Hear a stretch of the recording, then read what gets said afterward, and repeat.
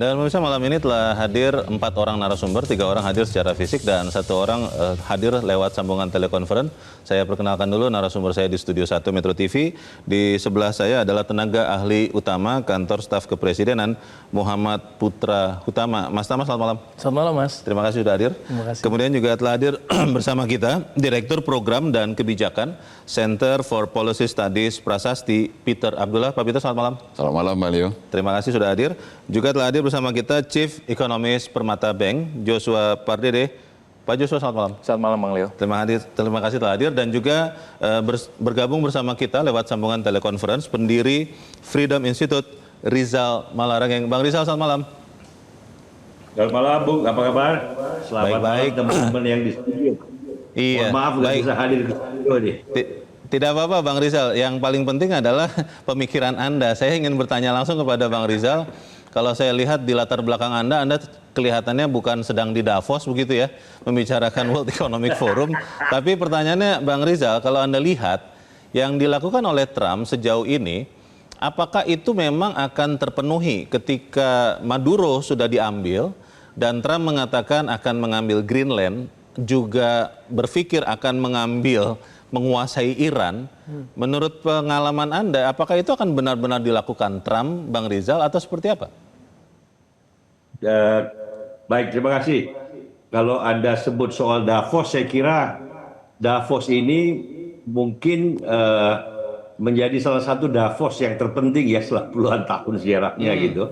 Presiden Trump lagi terbang ke Davos dan Pak Prabowo juga on the way to Davos tuh. Iya. Dan akan beberapa topik yang akan sangat hangat dan ditunggu oleh semua peserta di sana. Jadi bagus tuh Anda perhatikan Davosnya. Nah, pertanyaan Anda soal politik dan barangkali pengaruh ekonominya ya, kan ini topik ekonomi. Tapi Betul. kalau soal Venezuela, saya kira pengaruhnya agak kecil ya, karena ini kan bukan termasuk negara besar gitu, dan produksi minyak juga, kalau kita bicara minyak kan less than 1 million barrel per year ya, kalau nggak per day ya. Jadi apa namanya, kan memang lagi rusak tuh karena sosialisme ala Chavista. Jadi kita bisa berdebat soal baik dan buruknya tindakan Trump atau bagus dan benarnya buat masa depan Venezuela melepaskan diri dari diktatoran Chavismo gitu. Tapi pengaruh ekonominya saya kira jangka pendek hampir nggak ada tuh. Kalau soal minyak pasti memperbaiki situasi minyak di Venezuela yang dinasionalisasi selama 3 dekade oleh rezim sosialis, kediktatoran sosialis kan nggak gampang. Jadi memang Greenland yang akan jadi faktor penting, tapi pengaruhnya ekonomi nggak langsung seketika saya kira. Kalau cuma sekedar tarif, Bang Rizal, kan sudah ya. Yang saya ingin tanyakan menurut pengamatan Anda, terutama ketika Greenland ini dan Iran ya, Greenland dulu nih Bang Rizal. Trump benar-benar akan mempertaruhkan hubungan dengan NATO atau seperti apa? Nah, kalau Iran nggak akan ada invasi lah, itu kan kemarin aja karena ada demo yang meluas. Kalau Greenland is a very serious matter, karena ini kan payung security utama yang dipertaruhkan. NATO countries kan sebagai jangkarnya stabilitas politik global ya. Kalau kita mau bicara seperti itu 80 tahun terakhir gitu setelah Perang Dunia Kedua, dan kalau hubungan antara Amerika dan Uni Eropa memburuk, jangan lupa ini 2 hubungan entitas politik dengan ekonomi terbesar. Total combined GDP-nya itu kan kurang lebih 50 triliun US dollar.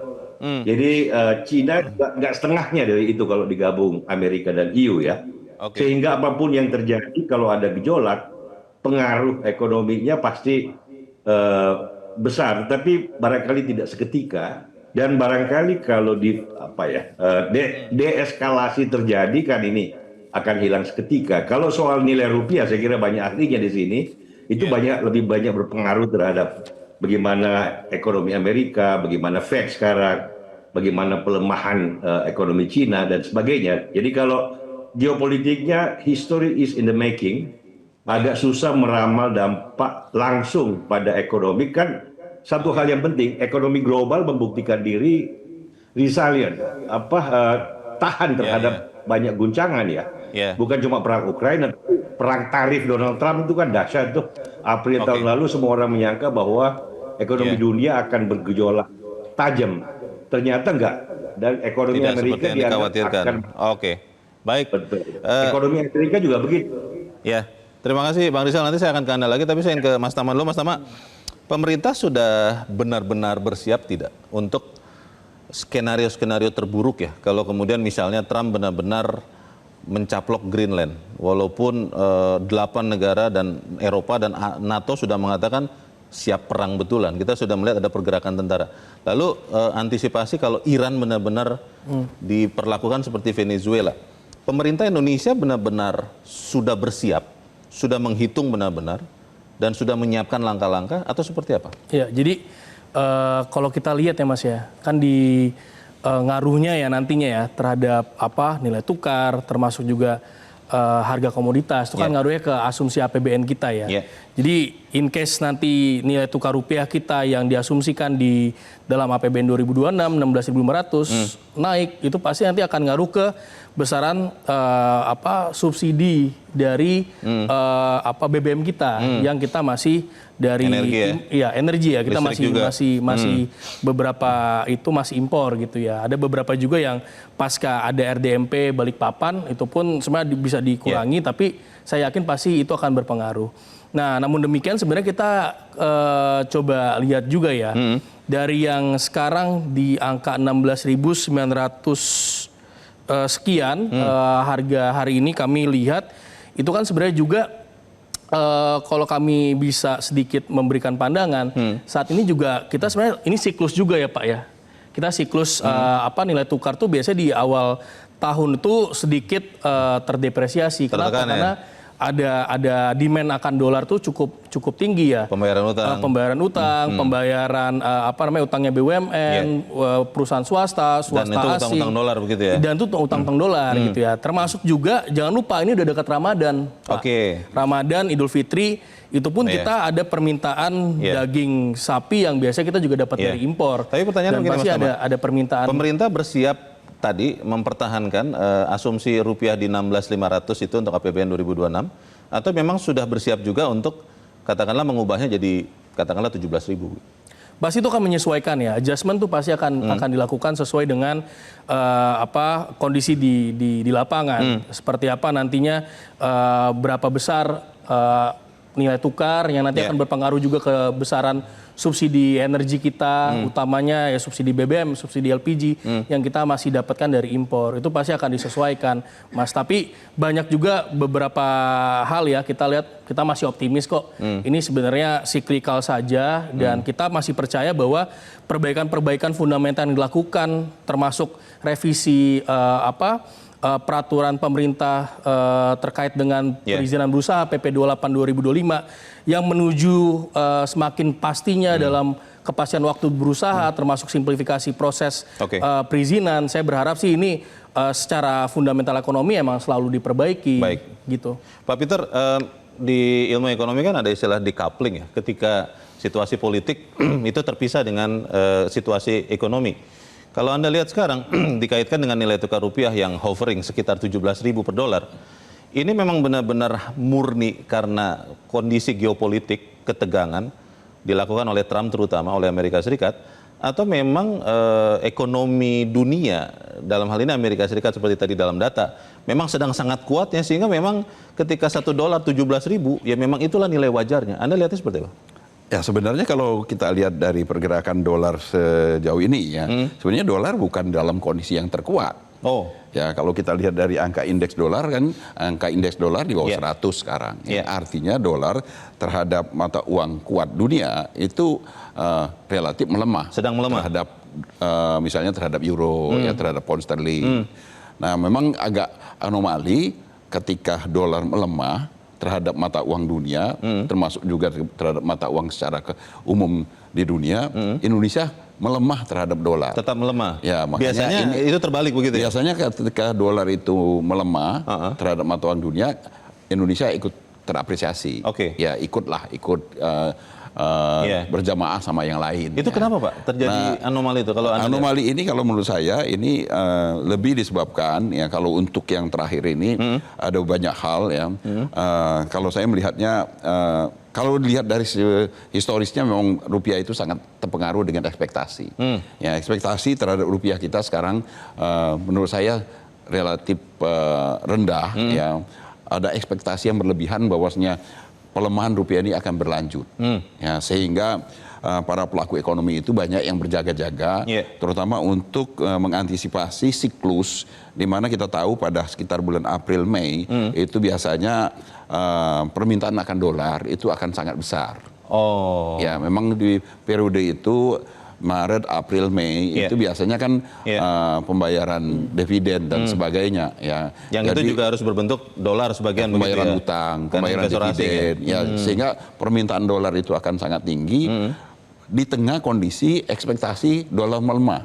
Jadi orang menahan dolarnya sekarang. Ya, jadi sekarang orang yang punya dolar akan menahan, yang nggak punya dolar akan minta, akan beli, karena dia akan berjaga-jaga. Lebih baik aku beli sekarang daripada nanti terlanjur dolar sudah lebih kuat lagi. Pak Peter, kalau saya sederhanakan begini, kalau misalnya Trump itu hanya menggertak, Greenland tidak jadi diambil, Iran pun tidak jadi, apakah kemudian rupiah bisa dengan cepat menguat? Katakanlah ke 16.500 lagi, sekarang kan 16.900-an, atau memang itu pun belum tentu akan dengan cepat menguat, Pak? Saya perkirakan bisa dengan cepat ya, karena ini balik lagi, yang menggerakkan ini sebenarnya ekspektasi kalau menurut saya. Persepsi dan itulah ekspektasi. yang persepsi dan ekspektasi pelaku ya.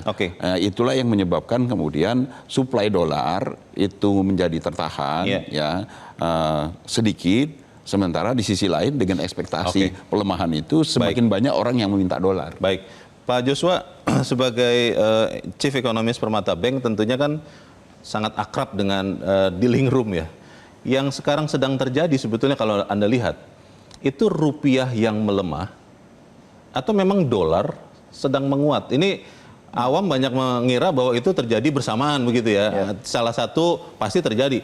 Yang Anda lihat yang lebih heavy itu yang mana? Secara umum yang terjadi adalah kalau kita lihat tadi yang disampaikan oleh Pak Peter bahwa dolarnya pun juga sebenarnya menguat terhadap beberapa mata uang utama ya, euro dan juga sterling. Sementara itu tapi agak mix ya, dolarnya melemah terhadap Australian dollar dan juga New Zealand dollar dan juga Swiss franc. Dan ini tadi berkaitan tadi dengan ataupun untuk serangan ataupun dari Amerika terhadap Venezuela dan juga untuk mengakuisisi Greenland sendiri, karena itu memberikan kekhawatiran resentimen baru lagi di pasar keuangan global. Karena di sisi lainnya ada maksud Trump juga di balik Greenland ini adalah dia melemparkan tarif dagang baru terhadap Eropa. Jadi artinya 10 dan 25 itu ya. Ujung-ujungnya sebenarnya apakah Trump beneran mau geopolitiknya ataukah memang sebenarnya ada mau negosiasi lagi sebenarnya di dalam maksudnya Trump untuk mengakuisisi Greenland ini.